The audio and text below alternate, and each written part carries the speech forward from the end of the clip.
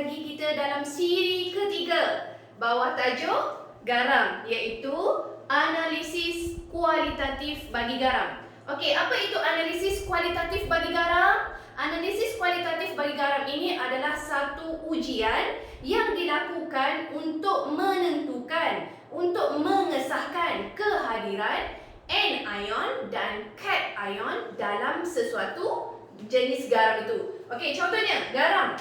Garam terdiri daripada apa? Daripada anion, cation, sebab dia merupakan suatu sebatian ion. Sebatian ion, contohnya cikgu ambil plumbum klorida. Betul tak ini garam? Betul. Plumbum adalah logam, klorida daripada asid hidroklorik tendang hidrogen. Okey, so plumbum klorida sejenis garam. Plumbum 2+ ion, klorida negatif ion. Bermaksud dekat sini kita ada cation dan kita ada anion. Dalam garam ada cation, ada anion. Kena buat ujian untuk mengesahkan kehadiran cation ini ataupun untuk mengesahkan kehadiran anion ini. Okey, apa ujian yang kita boleh buat? Ada 4 ujian untuk menentusahkan kehadiran ini. Yang pertama adalah melalui ujian pemanasan, ujian anion, ujian cation dan juga ujian gas. Okey, kita lihat satu-satu secara terperinci. Yang pertama adalah ujian pemanasan. Okey, kita lihat ujian pemanasan. Okey, untuk ujian pemanasan kita ada bila kita panaskan ada 5 ada 5 jenis kat sini. Kita akan tengok 5 jenis garam, iaitu garam karbonat, garam nitrat, garam sulfat, garam klorida dan garam amonium. Jadi kesemua ni bila kita panaskan akan menghasilkan produk yang berbeza. Okey, first kita tengok untuk garam karbonat. Contoh garam karbonat adalah plumbum karbonat. Plumbum karbonat. Katalah kita ada plumbum karbonat. Plumbum karbonat. Kita pun panaskan. Okey, untuk pemanasan tak perlu tambah oksigen dekat sini. Maksudnya plumbum karbonat bila kita panaskan terus dapat produk dia. Tapi kalau untuk pembakaran, contohnya bila kita bakar sesuatu benda tu mesti ada oksigen di sini. Maksudnya ini tambah dengan oksigen akan jadi produk. Okey, kalau panaskan tak perlu ada oksigen Okey, plumbum karbonat bila dipanaskan akan menghasilkan apa? Oksida logam dan karbon dioksida. Dua produk dihasilkan apabila kita panaskan plumbum karbonat ataupun garam karbonat. Okey, kat sini plumbum karbonat, pecahkan dia. Dia akan jadi oksida logam, bermaksud plumbum oksida. Tambah dengan apa? Ya, tambah dengan karbon dioksida. Baki daripada sini akan jadi plumbum oksida dan karbon dioksida. Okey, contoh lain. Contoh lain mungkin kita ada zinc karbonat. Zinc karbonat. Okey, rapatkan sikit. Zinc karbonat bila kita panaskan pun masih sama. Produk dia akan jadi apa? Sama dekat sini. Oksida logam. So, zinc oksida tambah dengan karbon dioksida. Okey, yang membezakan kedua-dua ni malah banyak lagi yang lain pun mesti ingat. Contohnya plumbum karbonat bila kita bakar ni, kita panaskan dia akan jadi macam ni. Plumbum oksida ni dia akan menghasilkan warna dia sendiri. Sama juga dengan zinc oksida akan menghasilkan warna dia sendiri. Karbon dioksida sejenis gas yang tidak berwarna. Okey, plumbum oksida warna apa? Kita panaskan ini, dia akan menghasilkan produk ni. Macam mana cara nak panaskan? Maksudnya, ni, okey, panaskan. So nanti produk dia akan jadi dalam keadaan panas berwarna perang. Masa dia tengah panas tu, produk dia akan jadi warna perang. Bila kita sejukkan dia, bila sejuk, produk dia akan jadi warna kuning. bahagian ni mesti ingat. InsyaAllah nanti cikgu akan kongsikan warna-warna yang terdapat dalam ni. Okey. Untuk zinc oksida pula warna apa? Ketika panas berwarna kuning. Manakala ketika dia dah sejuk, dia berwarna putih. Karbon dioksida tidak berwarna. Okey, satu lagi contoh kita ambil. Cuprum carbonate. Bila kita panaskan cuprum carbonate, okey, apa produk yang terhasil? Okey, maksudnya masih sama, cuprum oksida tambah dengan karbon dioksida. Warna apa? Cuprum oksida tu warna apa? Warna hitam. Cuprum oksida ni warna hitam. Panas atau sejuk dia tetap sama berwarna hitam.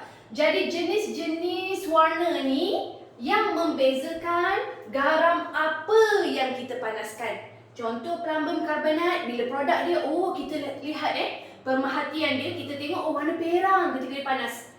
Sejuk dia jadi kuning. Maksudnya kita guna plumbum carbonate untuk panaskan. Okey, kita ada jenis garam ni. Kita pun panaskan dia. Pak, masuk kat sini, panaskan. Bila panaskan, kita perhatikan warna dia warna hitam. Okey, kita dah dapat agak. Bila warna hitam maksudnya dia adalah daripada cuprum oksida. Cuprum oksida daripada cuprum carbonate. Okey. Karbonat pula untuk ada dua, walau bagaimanapun ada dua yang tak terurai apabila dipanaskan, iaitu garam nak. Garam nak tak terurai, maksudnya natrium carbonate bila kita panaskan tak terurai. Ataupun kalium carbonate, dia tak terurai apabila dipanaskan, tak terurai. Garam nak tak terurai, tapi garam selain daripada nak, dia terurai apabila dipanaskan. Okey, kita lihat pula untuk garam nitrat. Okey, kita tengok pula untuk garam nitrat. Garam nitrat bila kita panaskan dia akan menghasilkan oksida logam. Maksudnya sama dekat sini, oksida logam. Tapi bezanya dia ada nitrogen dioksida dan gas oksigen. Ini pun gas gas nitrogen dioksida dan oksigen. Oksida logam sama.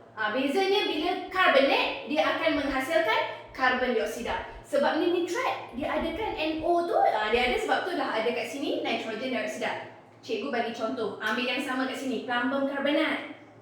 Kat sini kita buat plumbum nitrat. Contoh kita ambil plumbum nitrat. Bila kita panaskan plumbum nitrat, oksida logam yang terhasil ni pecahkan, dia jadi 3 sebab ada N.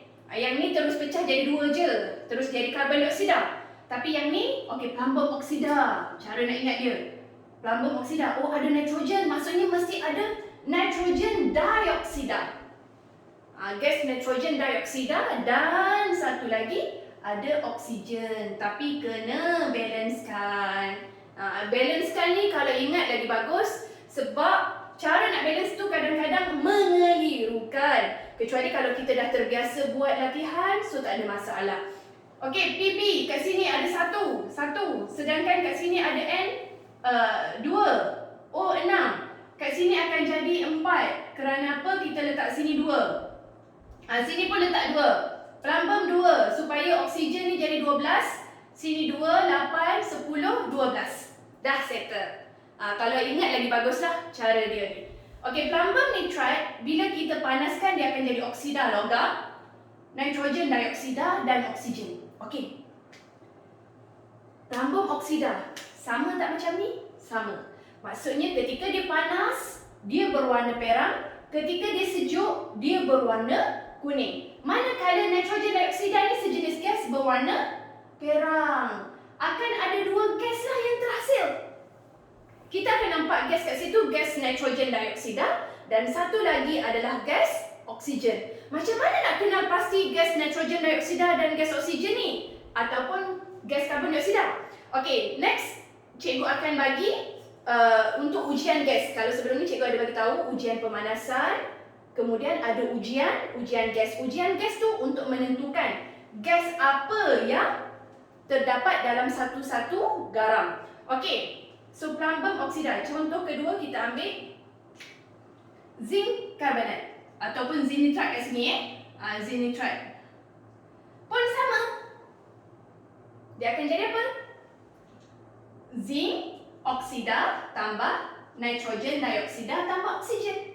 Letak 4, 2, 2, settle. Cuma kat sini akan jadi apa? Sama. Panas kuning, sejuk putih. Yang ni warna apa? Perang. Yang ni tak berwarna. Oksigen tak berwarna Okey, contoh lain mungkin kita boleh ambil magnesium nitrate. Bila panaskan dia jadi apa? Magnesium oksida tambah nitrogen dioksida tambah dengan oksigen. Sama. Dua kat sini, dua kat sini. Okey, cuma produk dia yang ni warna putih. Magnesium oksida warna putih dalam keadaan sejuk ataupun panas, dia tetap sama berwarna putih. Okey, cuma untuk garam NaC. Kalau ini dia menghasilkan oksida logam, nitrogen dioksida dan oksigen. Untuk garam NaC,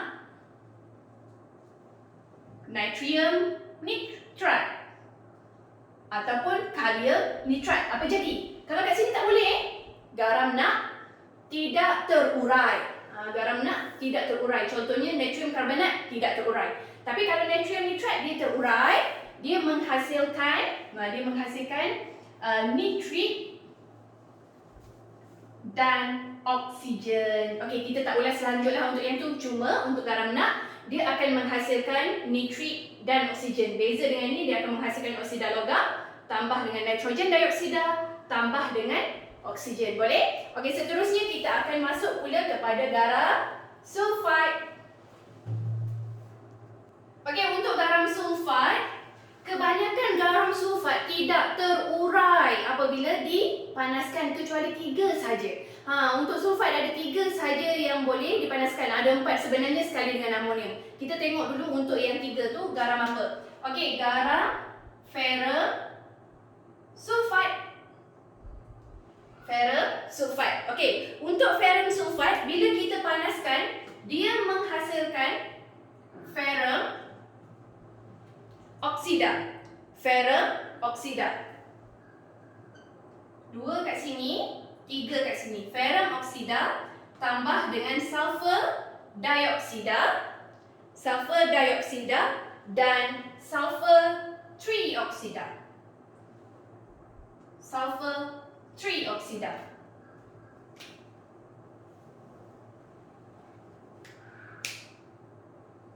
Dua ferrum sulfat, bila kita panaskan dia akan jadi ferrum oksida, sulfur dioksida dan sulfur trioksida. Okey, kat sini balancekan, kita akan ada 2 kat sini. Ini yang pertama. Yang kedua adalah zinc sulfat. Bila kita panaskan zinc sulfat, dia akan menghasilkan zinc oksida tambah dengan sulfur trioksida. Dan yang ketiga adalah cuprum sulfat. Bila kita panaskan, dia akan menghasilkan cuprum oksida tambah dengan sulfur trioksida. 3 ni saja yang boleh dipanaskan. Okey, 3 ni yang boleh dipanaskan. Selain daripada 3 ni, apabila kita panaskan, dia tidak terurai. Untuk ferrum sulfat, zinc sulfat dan cuprum sulfat saja, kecuali sebenarnya ada satu lagi dekat sini, iaitu amonium. Ini pergi ke sini. Nanti kita akan tengok amonium maksudnya amonium sulfat, dia akan pergi ke sini. Okey, next untuk klorida. Okey, untuk garam klorida, semua garam klorida tidak terurai apabila dipanaskan, kecuali satu je. Satu tu apa? Amonium klorida kat sini. Kalau yang ni pun satu lagi tu pergi sana. Yang ni pun sama, semua tak ada. Yang ni at least ada juga 3. Klorida semua tak ada, kecuali satu je. Apa dia? Okey, kita pergi ke sini. Bahagian amonium. Bermaksud kalau kita ada amonium klorida. Amonium klorida. Itu yang masuk amonium kat sini ni. Amonium klorida, semua jenis garam amonium larut garam amonium. Bila dipanaskan dia akan menghasilkan produk. Okey, garam amonium, contoh amonium klorida. Apabila kita panaskan dia menghasilkan apa? Dia menghasilkan garam gas amonia tambah dengan hidrogen klorida. Gas amonia dan hidrogen klorida. Okey. Okey, untuk amonium klorida, lepas tu kita ada amonium. Apa lagi selain daripada garam klorida? Garam apa lagi? Selain daripada garam klorida ada garam sulfat. So, amonium sulfat. Boleh panaskan. Semua jenis garam amonium boleh panaskan. Selain daripada itu amonium apa lagi? Amonium nitrate. Amonium nitrate. Boleh panaskan. Ataupun satu lagi amonium karbonat. Amonium karbonat. Jadi semua jenis garam amonium boleh dipanaskan. Klorida tak ada kecuali amonium klorida. Sulfat ada 3 termasuk amonium sulfat. Yang nitrate semua boleh panaskan. Dapat benda ni kecuali nak dapat nitrit dan oksigen. Yang ni nak tak boleh dipanaskan, tak terurai apabila dipanaskan. Okey, untuk amonium sulfat, apa produk yang terhasil? Iaitu amonia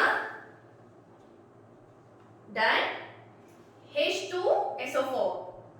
Acid sulfuric. Okey, kat sini 2 biji amonia dan H2SO4. Untuk amonium nitrate dia akan menghasilkan amonia. Jadi amonium bila panaskan produk dia semua amonia. Yang ni pun sama, dia akan menghasilkan amonia. Okey, amonia tambah dengan HNO3, nitric acid.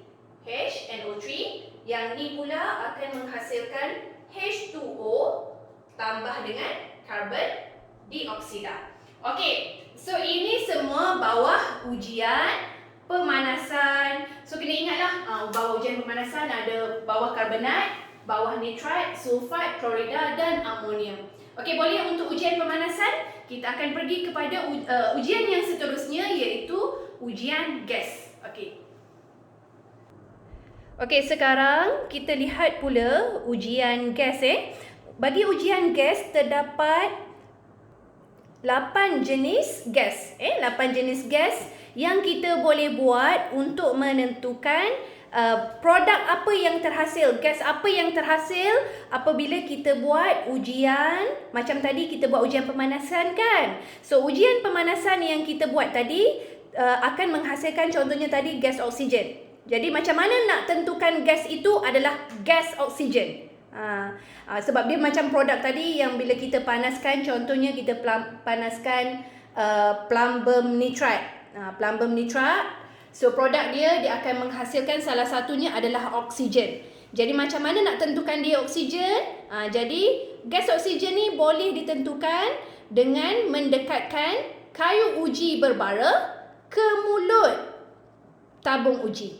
Jadi apabila kayu uji berbara tu dinyalakan semula, bermaksud gas oksigen telah dibebaskan. Okey, gas oksigen sifat dia tidak berwarna, tiada kesan ke atas kertas litmus. Maksudnya bila kita uji dengan kertas litmus merah, dia tak akan tukar kepada warna biru ataupun sebaliknya, dan tidak berbau. Okey, gas yang kedua yang kita boleh uji adalah gas hidrogen. Tadi yang pertama gas oksigen, sekarang gas hidrogen.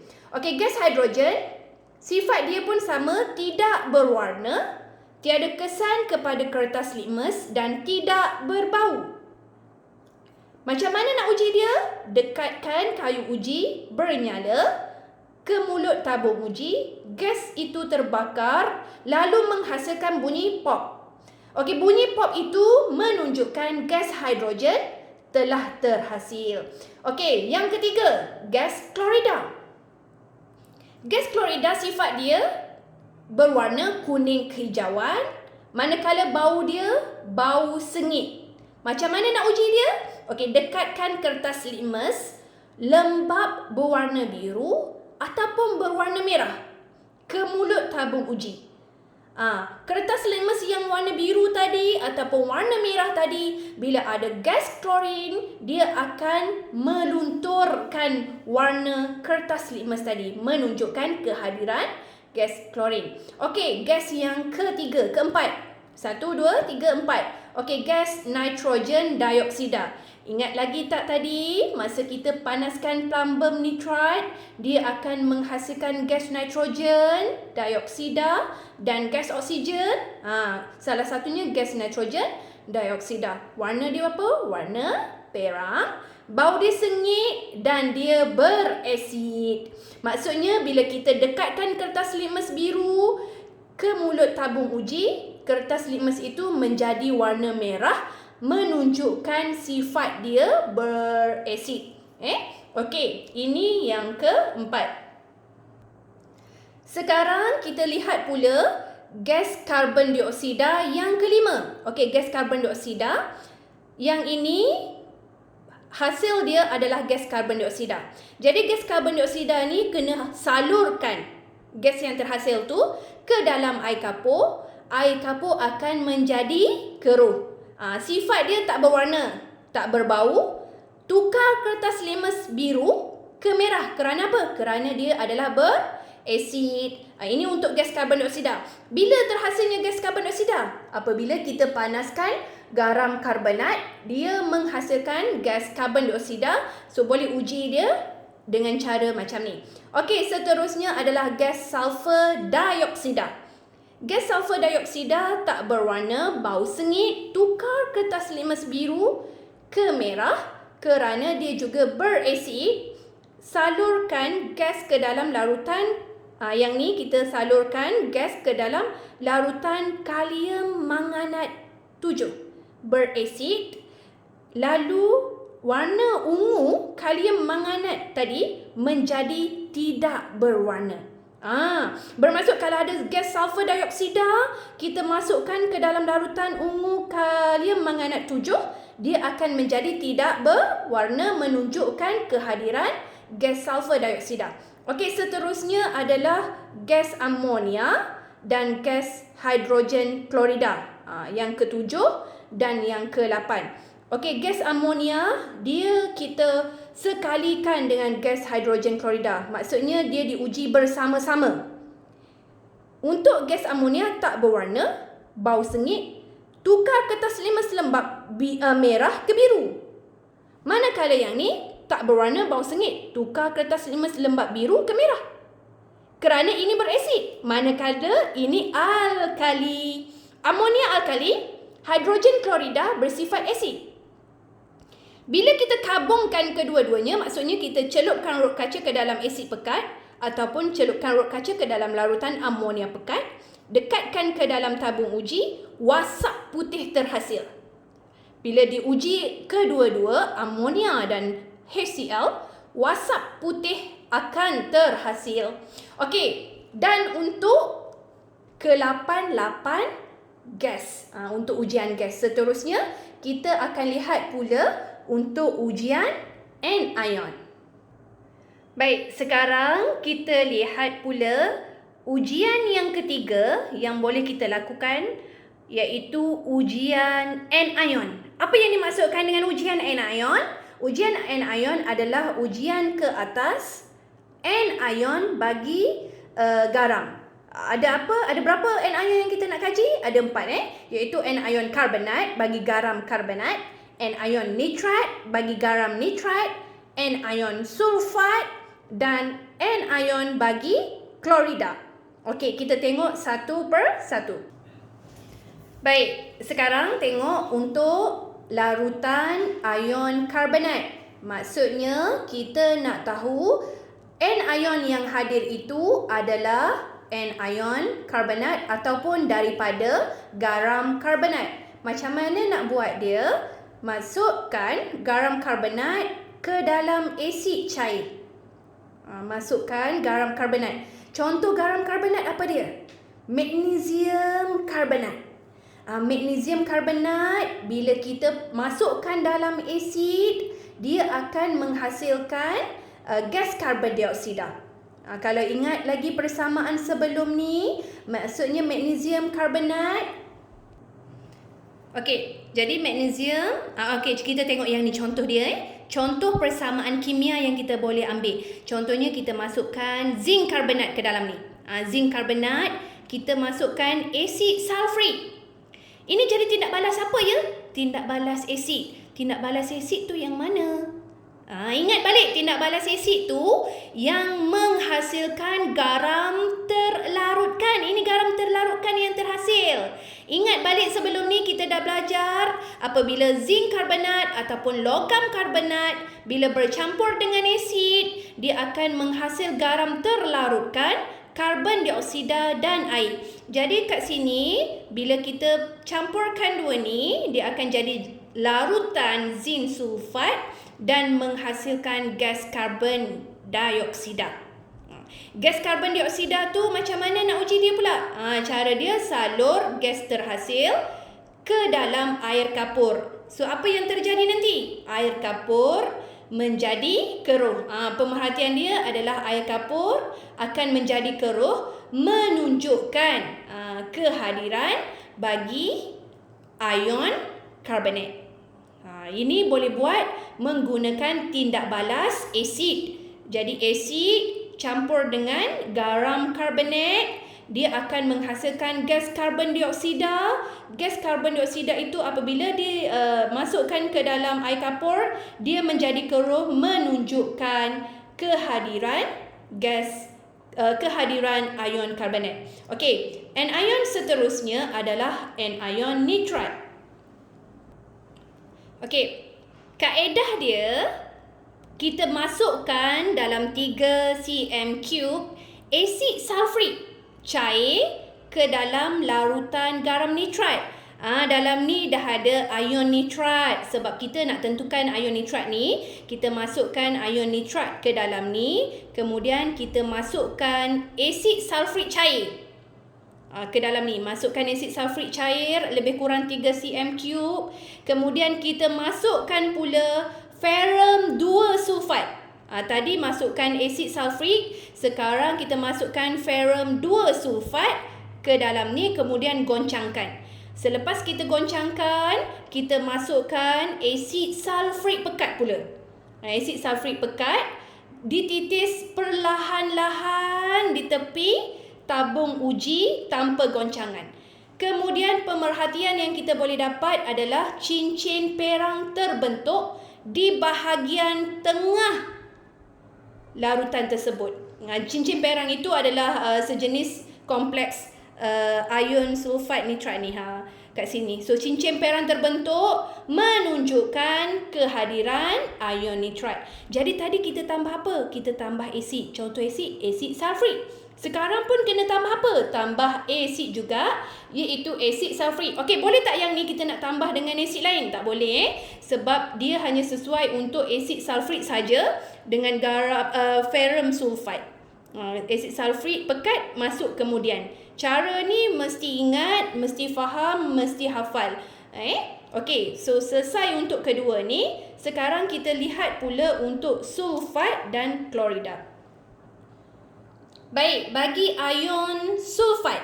Ion sulfat, macam mana kita nak tentukan garam yang kita buat itu mengandungi anion sulfat.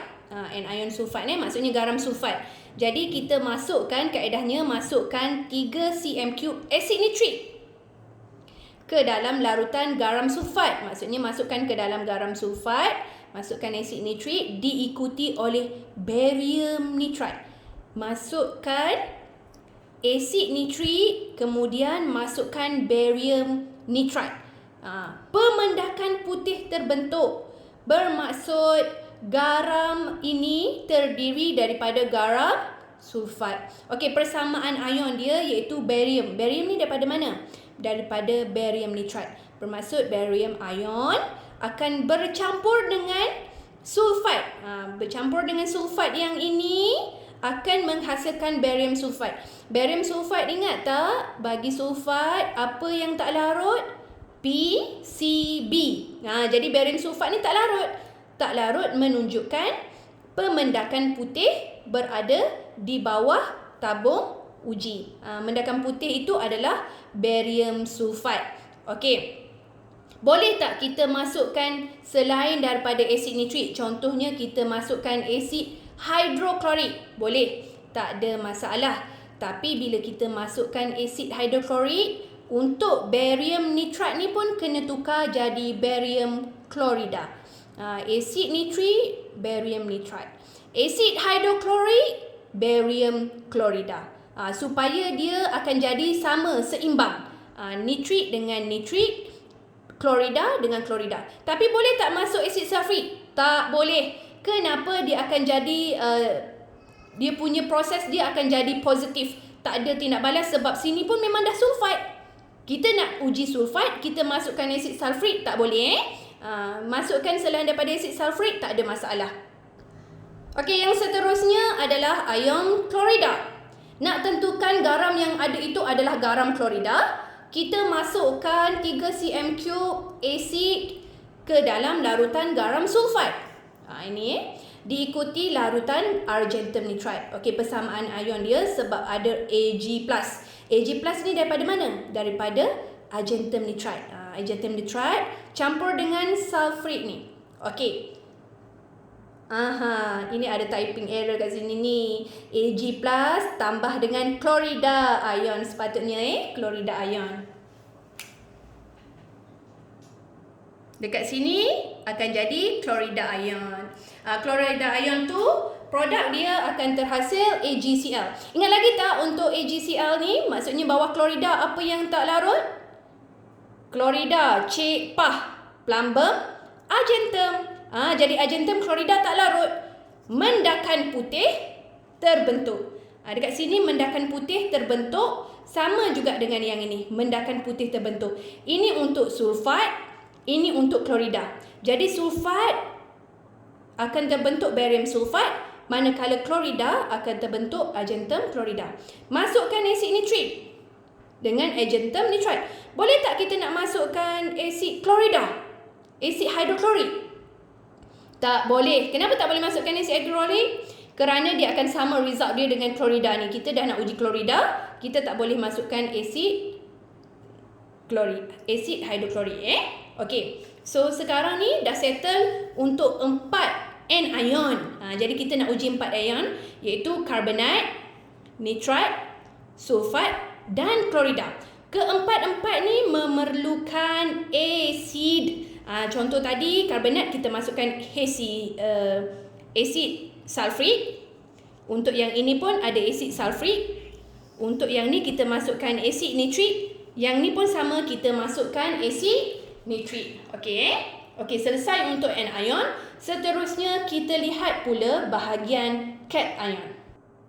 Baik, untuk ujian cation. Okey, ujian cation ni untuk apa? Untuk mengenal pasti kehadiran cation dalam sesuatu garam. Dalam sesuatu larutan garam, kita nak tentukan larutan cation yang hadir. Ada 9 larutan garam yang boleh kita kaji, 9 larutan cation. Cation yang kita boleh kaji iaitu amonium, satu amonium, plumbum, aluminium, zinc, magnesium, kalsium, cuprum, ferrum dan ferrum 3+. Ini ferrum 2+, ini ferrum 3+. Ini ion-ion yang kita boleh kaji dalam ujian cation.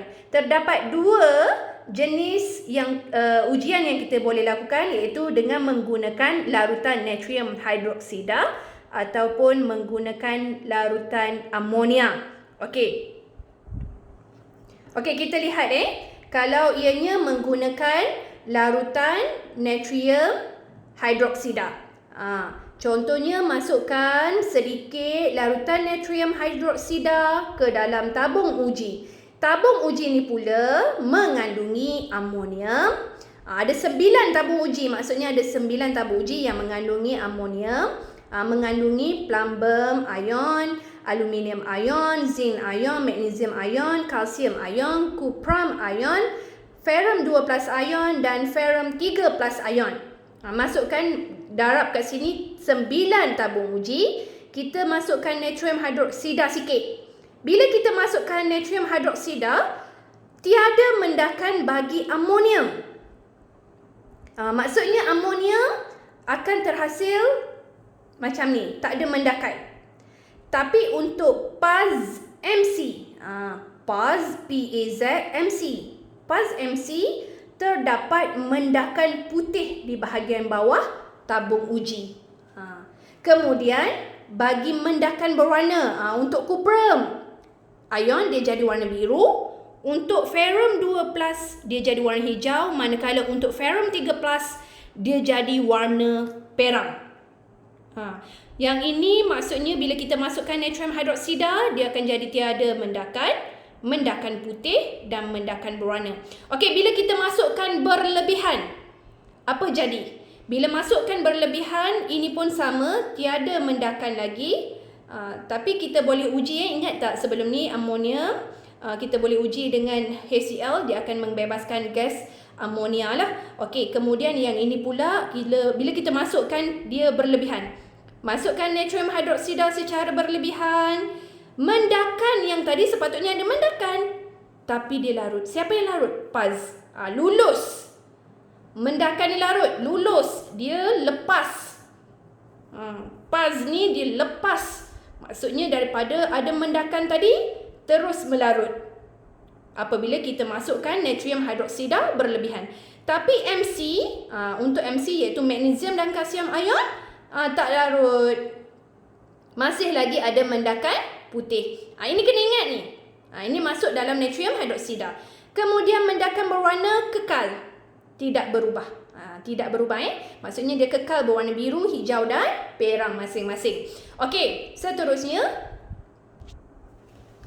apabila kita menggunakan larutan amonia, maksudnya larutan kedua. Kita cuba bila kita masukkan amonia tadi kita guna larutan natrium hidroksida, sekarang guna amonia. Amonia tu kita masuk sikit. Masuk dalam apa ni? Masuk dalam tadi. Maksudnya masukkan dalam amonium ion, kalsium ion, ada 9 semuanya. Zinc ion, plumbum ion, aluminium ion, magnesium ion dan seterusnya. Apa jadi? Okey, bila masukkan sikit larutan amonia, sama juga. Dia ada tiada mendakan putih dan mendakan berwarna. Sama macam tadi.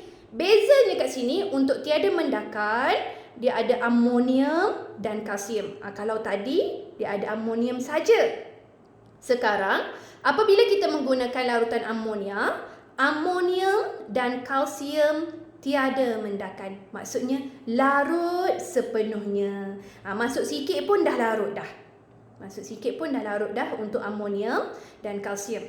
Manakala mendakan putih. Kalau tadi PAZ MC. Sekarang C dah masuk sini. Yang tinggal PAZ dan M. PAZ dan M Okey, sebab C dah masuk sini, tinggal kat sini. Bila kita masukkan berlebihan, okey, untuk mendakan berwarna tetap sama Cuprum ion berwarna biru, ion 2+ warna hijau, ion 3+ warna perang, masih sama macam kita masukkan dalam natrium hidroksida tadi. Okey, yang ni bila kita masuk berlebihan, apa jadi? Ingat tak tadi kalau kita masuk masukkan natrium hidroksida berlebihan, PAZ larut, MC tetap tak larut. Tapi bila kita masukkan amonia berlebihan, PAM tak larut. PAM, PAM tak larut. C tadi dah larut dah. Asal awal-awal lagi dah larut. Tapi sekarang zinc ion dia melarut. PAM tetap tak larut. Kena ingat. Kalau tadi PAZ larut, MC tak larut. Sekarang PAM larut, PAM tak larut, Z melarut.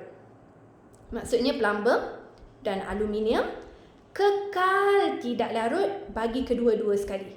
Kekal tak larut. Tadi PAZ tak larut juga. PAZ larut. Okey, sorry. PAZ larut Yang ni dia kekal tak larut dekat sini. PAM pun tak larut ni. Okey, seterusnya bila kita masukkan berlebihan. Yang ni masukkan amonia berlebihan, dia jadi larutan biru tua. Masukkan cuprum ion secara berlebihan dalam amonia, dia jadi larutan biru tua. Berubah. Daripada mendakan dah jadi larutan. Manakala bila kita masukkan dia berlebihan, dua ni kekal. Cuma akan ada ujian pengesahan. Ada ujian pengesahan lagi untuk menentukan kehadiran cation ini. Contohnya ion 3+ ni, okey, untuk ion 3+, kita masukkan kalium thiacyanate. Kalium thiacyanate KSCN. Bila kita masukkan kalium thiacyanate ke dalam ion 3+, larutan merah darah terbentuk. Ini menentusahkan kehadiran ion 3+.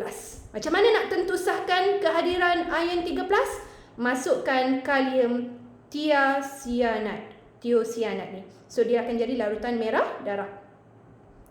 Manakala bila kita masukkan kalium hexacyanoferrate 3. Okey, 3 FeCN6 kalium hexacyanoferrate 3 ke dalam larutan ferrum 2+ yang berwarna hijau, dia tukar menjadi mendakan biru tua. Daripada mendakan hijau dah jadi warna biru.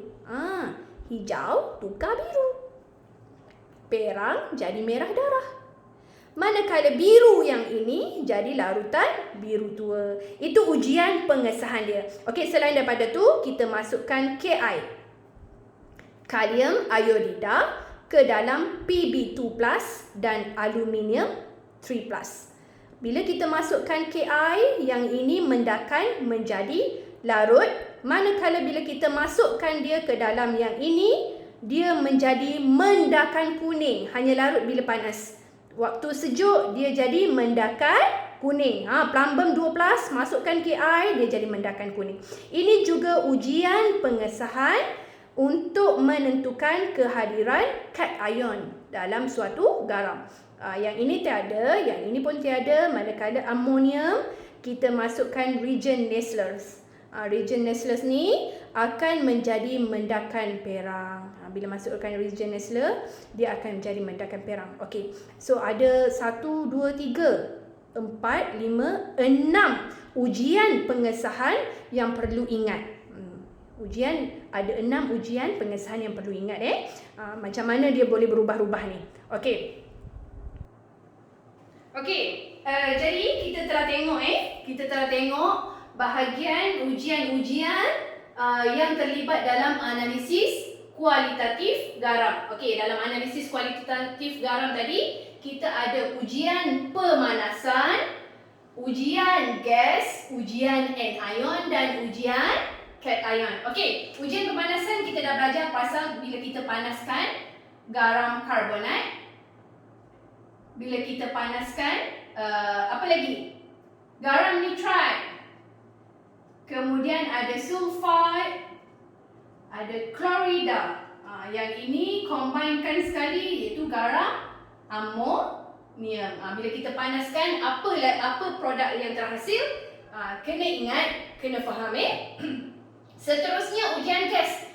Ada berapa ujian gas yang kita tengok tadi? Ada 8 ujian gas. 8 ujian gas iaitu oksigen, hidrogen, karbon dioksida, sulfur dioksida, klorin, lagi apa lagi? HCl, amonia. 1, 2, 3, 4, 5, 6, 7. Lagi satu. Apa dia? Oksigen, hidrogen, nitrogen dioksida. Lagi satu adalah nitrogen dioksida. Okey. Kemudian ada ujian anion. Ada berapa ujian anion ada? 4. Anion apa? Carbonate, nitrite, sulfat, dan klorida. Semua ni memerlukan apa? Memerlukan asid.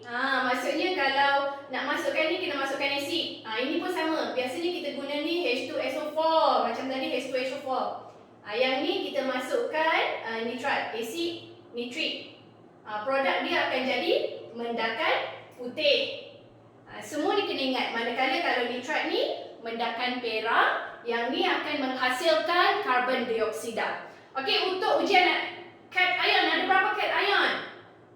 Amonium. Paz tadi. Paz, MC. Dan Cu 2+, Fe 2+, Fe 3+. Paz, plumbum 2+, aluminium 3+, zinc 2+, magnesium 2+, kalsium 2+. Kemudian kena ingat yang ni tiada mendakan ataupun larut. Yang ni larut. Kalau ujian tu boleh ada dua pula. Sama ada guna amonia ataupun guna NaOH. Yang ni apa ni? Alkali. Yang ni guna asid. Manakala yang ni kena guna alkali. Alkali iaitu amonia ataupun natrium hidroksida. Lepas tu kena tengoklah siapa yang tak larut dengan mendakan putih, mendakan putih. Manakala yang ini akan jadi mendakan berwarna.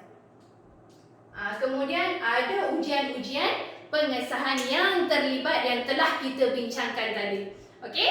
So, kalau ikutkan dah habislah bawah tajuk garam. Maksudnya sebelum ni kita dah belajar jenis-jenis garam, keterlarutan sama ada larut ataupun tidak larut, penyediaan untuk garam larut dan garam tidak larut, dan analisis kualitatif bagi garam. Ingat, analisis kualitatif bagi garam ada 4 ujian yang kita telah buat untuk menentukan kehadiran anion dan cation dalam sesuatu garam. Okey.